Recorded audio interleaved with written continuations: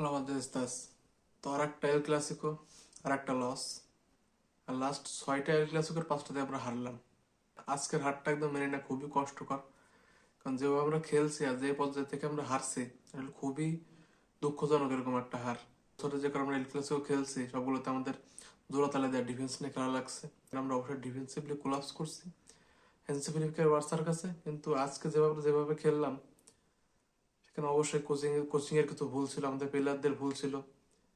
সব মিলে আজকে আমাদের ম্যাচটা আমরা হারছি। প্রথমত আজকে বলতে চাই যে আমি এখন যে শুটটা করতেছি, এখন আমি জাবে আলোনসো স্যাক্ট হয়ে গেছে যদি আমাদের ম্যানেজার হিসেবে, তো এল ক্লাসিকো কথা বলাটা জরুরি ছিল, তো সেই জন্য এই ভিডিওটা করা। প্রথমত কালকে আমাদের ম্যাচের স্টার্টগুলো আমরা দেখি, আমরা শর্ট ঠিকই নিয়েছি, শর্ট ছিল 8টা, টোটাল শর্ট ছিল 12টা, বার্সেলোনারও সেম সেম ছিল। তফাৎটা কোথায় জানেন? আমরা মাত্র 21% 28% বল পজিশন নিয়ে রাখছি, এখানে বার্সেলোনার 70% উপরে বল পজিশন। বুঝতে পারছেন বার্সেলোনা আমাদের কতটা ডমিনেট করে খেলছে পুরোটা ম্যাচে। আমাদের না ছিল কোনো ক্লিয়ার গেম প্ল্যান, না ছিল কোনো ট্যাকটিক্স, না ছিল আমাদের প্লেয়ারের বল পজিশনিং, না না ছিল কিচ্ছু, না ছিল আমাদের জেতার ক্ষুধা, কোনোটা হয়তো ছিল না। আমাদের মেইন ট্যাকটিক্স খেলা কি ছিল প্রথমে? 4-4-2 খেলা, নিজেদের হাফে সিট ব্যাক করে বসে থাকা, অপোনেন্টকে খেলতে দেওয়া, সাথে কাউন্টার অ্যাটাকে দেওয়া। আর যখনই কাউন্টার অ্যাটাকে আমরা পারতেছে না, কোনো কিছু ক্রিয়েট হচ্ছে না, কোর্তোয়ার কাছে বল দাও, কোর্তোয়া লং বল দিক। Karatoya one of the best পাসার of our team. তাহলে এখন একটা জিকে যখন এতগুলো পাস ক্রিয়েট করতেছে, তাহলে সেখানে বুঝতে পারছে আমার টিমের অবস্থা কি। শুধু ফ্লাইওভার খেলা। বার্সেলোনার ফ্রন্টের প্লেয়াররা যেভাবে আমাদের উপর দৌড়া যেভাবে পড়তেছিল, আর আমাদের সেই প্লেয়াররা সেখানে বল নিজেদের কাছে হোল্ড করে রাখতেছে, তারা প্রেসিং করতেছে না। অন্যদিকে বার্সেলোনার রাফিনিয়া বলেন, লেভানডস্কি বলেন, ইয়ামাল বলেন, পেদ্রি বলেন, ফেরমিন বলেন, এরা যেভাবে কাউন্টার প্রেস করতেছিল আমাদের, সেটা দেখলে আসলে ভয় পাওয়ার মতো অবস্থা যে এই টিমের কি অবস্থা বর্তমানে। অন্যদিকে আমাদের ফ্রন্টে যারা ছিল, ভিনিসিয়াস, রদ্রিগো, গঞ্জালো, সারা প্রেস করতেছে, কিন্তু তারা মিসের কেউ পিছনে বাকি সবাই মানে গা ঝাড়ায় এভাবে বেড়াচ্ছে নিলিবিলি। তাদের আর কোনো কাজ নাই, তারা পিছনে সিট ব্যাক করে বসে থাকবে, সামনে তিনজন কুত্তার মতো প্রেসিং করে বেড়াবে, আর এরা সব পিছনে ঘুরে বেড়াবে। অন্যদিকে বেলিংহামের কথায় আসি, বেলিংহামের জন্য কালকে অফ ম্যাচ ছিল, সে কালে এসে কিচ্ছু ক্লিয়ার করতে করতে পারে নাই, 5টা ডুয়েল লস। ইভেন পেড্রি বেলিংহামের থেকে 4 গুণ বেশি পাস ক্রিয়েট করছে কালকে। এখানে বেলিংহাম মাত্র 21টা পাস কমপ্লিট করছে, এখানে পেড্রি কমপ্লিট করছে 83টা পাস। এটা একটা হিউজ ডিফারেন্স কিন্তু। কালকে প্রথমত আমাদের যে ভুলগুলো ছিল, বিশেষ করে প্রথমত একটা ট্যাকটিক্সের ভুল জাবের অংশ ছিল, সেগুলোকে অবশ্যই সোয়ামেনিকে সিবিতে খেলানো, আর সেই ভুলের মাসুল আমরা দিয়েছি। যে 2টা গোল আমরা কনসিড করছি ফার্স্টে, প্রথমটা তো সোয়ামেনের 2 পায়ের ভিতর দিয়ে একদম রাফিনা গোল করে দিল, ওর কোনো পজিশন সেন্স বলতে কিচ্ছু নাই। আর সেকেন্ড গোলের কথা কি বলবো, মানে ও যেটা সিভি, একটা সিভি যেটা পজিশন, ম্যান মার্কিং পজিশন, কিংবা একটা ডিফেন্ডারকে যে একটা, কিংবা একটা স্ট্রাইকার যে আটকাইতে হবে সেই পজিশনিংটা, সেটা তার ভিতর একদমই নাই, সেটা আবার প্রমাণিত। যে মিডফিল্ডে ফেরার সাথে আমরা মিডফিল্ডে খেলাবো সেটা স্বাভাবিক ছিল, কিন্তু জাভেল কালে কি জন্য এই টুইংটা করতে গেছিল আমি সেটাই বুঝতে পারলাম না। ওদেরকে রাহুল এসেন্সিও আর কতটা ম্যাচ হইলে আসলে জাভেল বুঝতে পারতো যে রাহুল এসেন্সিও রাইট ব্যাকে ওয়ার্ক করে না।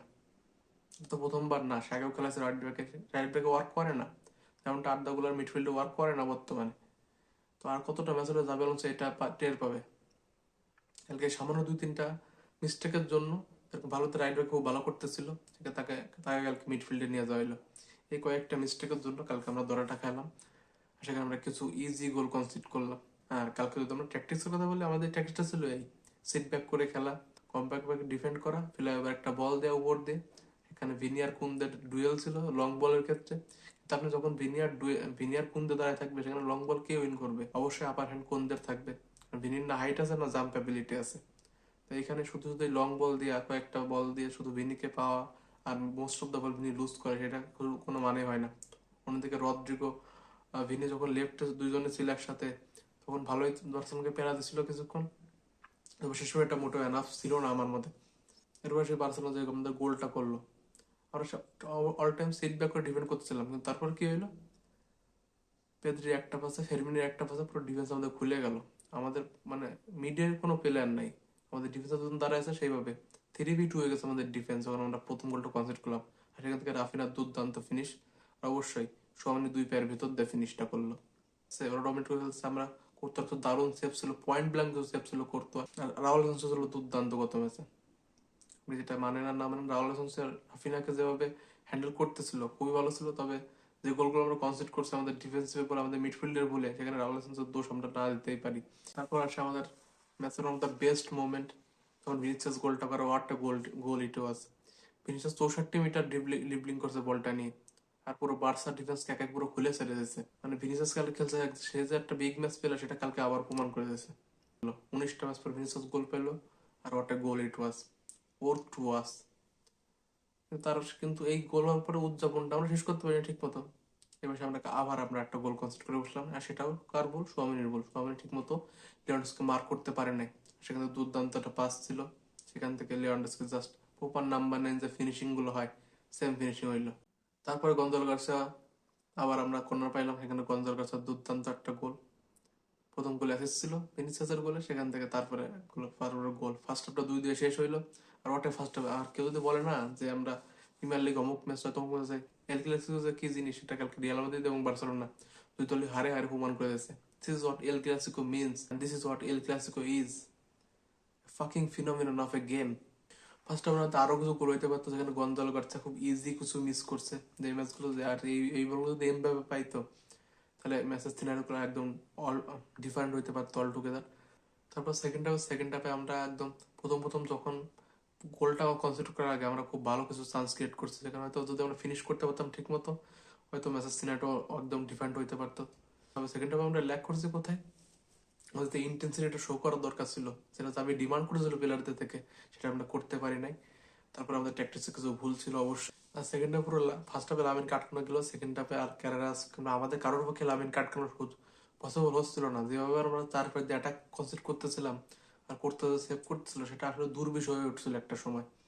আর তারপরে আসি থার্ড গোলটা, জাস্ট ওইখানে আপনি কি রাফিনা একটা সাইড দিয়ে দুইবার গোল করলো, সে তার গোলটা যদি একটু আনফর্চুনেট ছিল, সেখানে রাহুল হাসানের প্রায় ডিফ্লেক্টেড হয়ে বলটা একদম জালে জড়ায়, সেখানে করতে হয়তো করার কিছুই ছিল না। তবে এখানে যদি ওই বলটা ডিফ্লেক্টেড হয়ে না জড়াইতো, তাহলে যদি আমি বার্সেলোনাকে 2টা করে একদম গিফট না করে দিতাম এভাবে, তাহলে তো সিনারিও খুব ডিফারেন্ট হইতেই পারতো। তার আমাদের লাস্টে যখন আমরা এমবাপেকে নামালাম, সেই সাবটা তোমরা কিছুক্ষণ আগে করতে পারতাম, তাহলে হয়তো ইম্প্যাক্টটা একটু বেশি হইতো। ভিনিসিয়াস খেলে কি জন্য সাব করালে এখন আমার মাথায় ঢোকে না। রিপোর্ট বলা হয়েছে যে ভিনিসিয়াসের কাফ ইনজুরি হয়েছে, সাব করা হয়েছে, কিন্তু আসলে আদৌ খেতে হয়েছিল কিনা জানি না। তবে ভালভার্দের যে উঠাই নিয়ে হয়েছিল, সেটা ভালভার্দের নিজে সেটা ডিমান্ড করছিল, কারণ সে কন্টিনিউ করতে পারতেছিল না। ওদেরকে ডিন হুসেন এখনো রেডি না এই টিমের জন্য। আর তারপর যখন আমরা ভিনিসিয়াস উঠাই নিলাম, আর্ধা গোলারকে নামালাম, তখন আমাদের কি আদৌ কোনো লাভ হয়েছে? কোনো লাভ হয় নাই।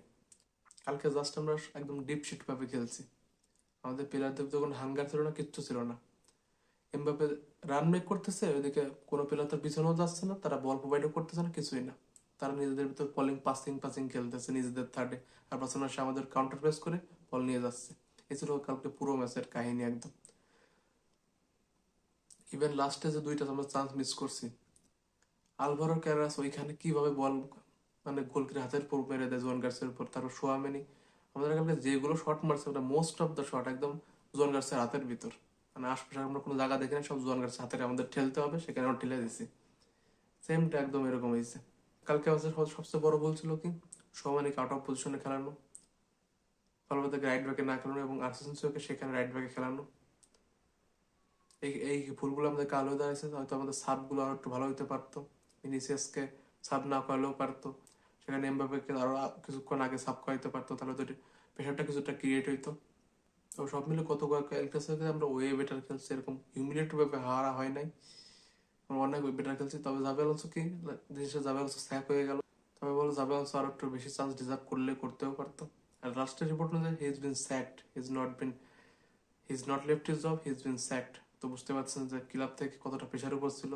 আর কেনই ভাবে না যে ক্লাবে তার কোনো অথরিটি নাই, তার প্লেয়ার ইগো ক্লাস সহ্য করতে হয়, বাচ্চাদের মতো প্লেয়ার লড়াই করে ইগো দেখায়, সেই ক্লাবে জাবে আলোনসোর মতো ট্যাকটিক্যাল কোচ, ডিটারমেন্ট কোচ সেখানে টিকতে পারবে না, এটা স্বাভাবিক ছিল। আর বাদ বাকি এল ক্লাসিকো নিয়ে এই টিমের পারফরমেন্সটা আপনার কেমন অবশ্যই জানাবেন। আর আমাকে সাপোর্ট করতে চাইলে অবশ্যই চ্যানেলটিকে ফলো করবেন, সাবস্ক্রাইব করবেন, সাথে থাকবেন তবুজ মাদ্রিয়ান বিয়ন্ডের।